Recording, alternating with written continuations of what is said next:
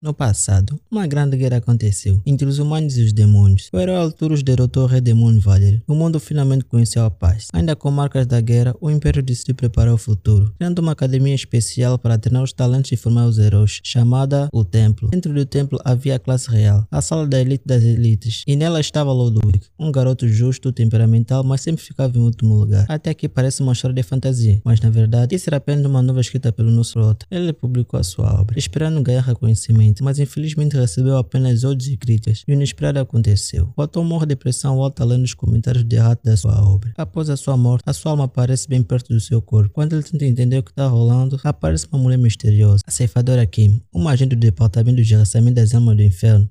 Ela aparece vestida do termo, segurando o que parecia ser um documento. Ela explica no prota que ela morreu de uma parada cardíaca espontânea causada pela pressão alta. Em seguida, entrega um documento para o autor e manda ele checar só depois de confirmar. O autor fica sem acreditar que realmente morreu e de uma forma patética. A ceifadora fica toda irritada vendo que o autor ainda está demorando a aceitar a realidade. E ela pergunta no autor se ainda não entendeu, apontando ao corpo dele. O autor vendo seu corpo caído aí no teclado do computador enquanto recebeu o contrato. Ela admite que realmente morreu, mas lamenta o jeito patético de como ele morreu. A ceifadora fala para ele escolher rapidamente uma das opções impostas no contrato. O autor fica meio inseguro. A gente que me explica que quando uma pessoa morre para ir para o céu, é necessário que ele expie primeiro seus pecados. No caso do nosso autor, o seu pecado era que ele tinha dropado demais as suas obras e tinha escrito histórias novas com uma péssima continuação. O autor fica relembrando que ele era um escritor mediano, mas que conseguia viver disso. Ela até fala o quão babaca foi. Ele criava uma nova novel com uma conta diferente. Ainda assim, o bicho, mesmo estando envergonhado, pergunta para a gente Kim se isso pode ser considerado um pecado, pois ao ver dele, não era um pecado tão grave assim. Mas a gente Kim explica que realmente é um pecado pequeno, em termos de impacto que causou em uma única pessoa. Mas para o azar do prota, isso aconteceu várias vezes e com várias pessoas, então seu pecado já era bem grande. O autor fica sem entender nada, e como penalidade para expiar seus pecados,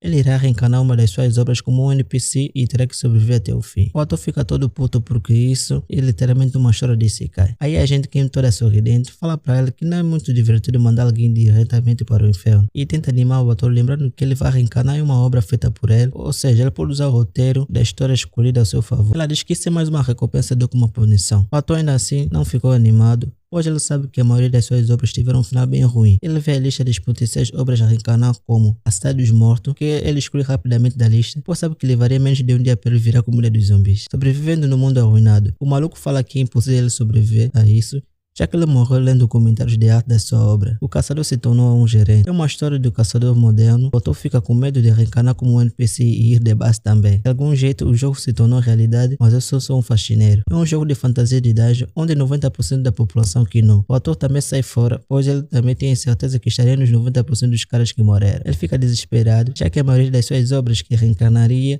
ele iria de base. Então ele não tem outra escolha além de escolher a sua obra mais recente, O Rei Demônio Está Morto, já que é uma obra que conta a história do mundo após a morte do Rei Demônio. Era a melhor escolha, mas o autor ainda sente aquele receio, já que ele morreu por causa dela. O autor quase decidido tentar lembrar por que a obra foi cancelada. Aí a gente Kim diz ao prota para ser mais rápido e ameaça ele falando que gosta da obra Cidade dos Mortos. O autor rapidamente diz que escolhe O Rei Demônio Está Morto. Ela aceita o pedido do cara e com uma cara antipática, o deseja boa sorte na sua jornada. Ela bate as palmas e o autor rapidamente é transportado para dentro da novel como um demônio, em um quarto todo luxuoso dentro do castelo do Rei Demônio. O mano fica todo surpreso ao notar que realmente está dentro da sua novel, e no piscar de olhos aparece uma janela de estátua à sua frente. O autor fica envergonhado vendo quão clichê isso aparenta ser. Na sua janela de estátua, ele ganha um novo nome, Valia Júnior, um arquidemônio, e na real, até o Takemichi metia porrada nele do quão ruim eram os seus atributos físicos. Mas o autor fica confuso ao ver que o seu novo nome é Valerie, pertencente à raça demoníaca. Ele lembra que o título da obra é O Rei Demônio Está Morto. Atualmente ele reencarna como um arquidemônio.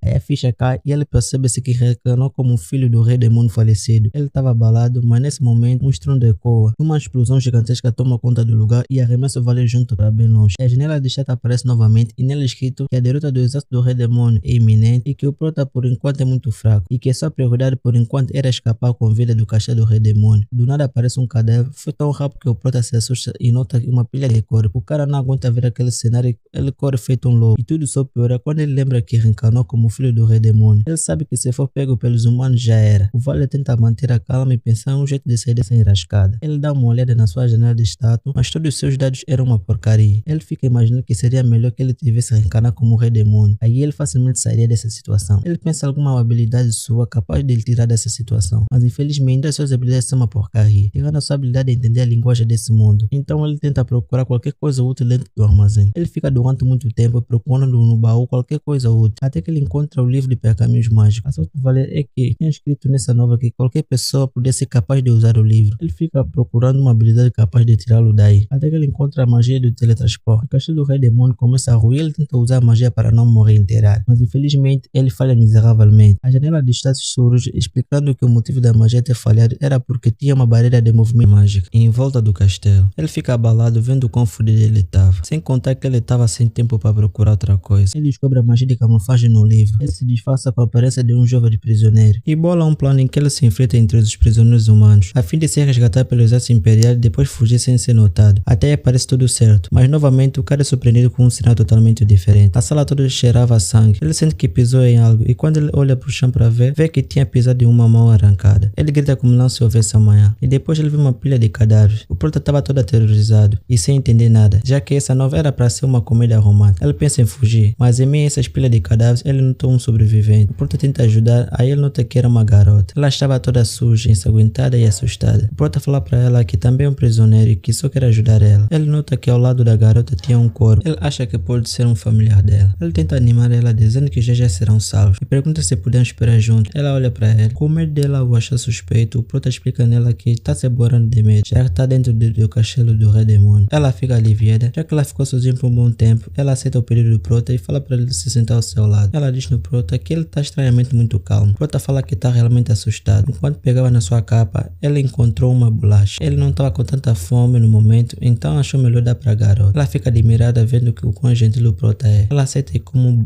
pouco da bolacha. De repente, surge uma voz que parecia ser de um soldado falando que achou as celas dos prisioneiros. O prota se sente meio seguro. Os soldados finalmente chegaram e aparentava estar meio estranho. O prota tenta proteger a garota, mas o inesperado acontece novamente. O líder dos soldados fica de joelhos diante da garota e a chama de sua majestade imperial. O prota não acredita que a garota que ele partilhou uma bolacha era na verdade uma princesa.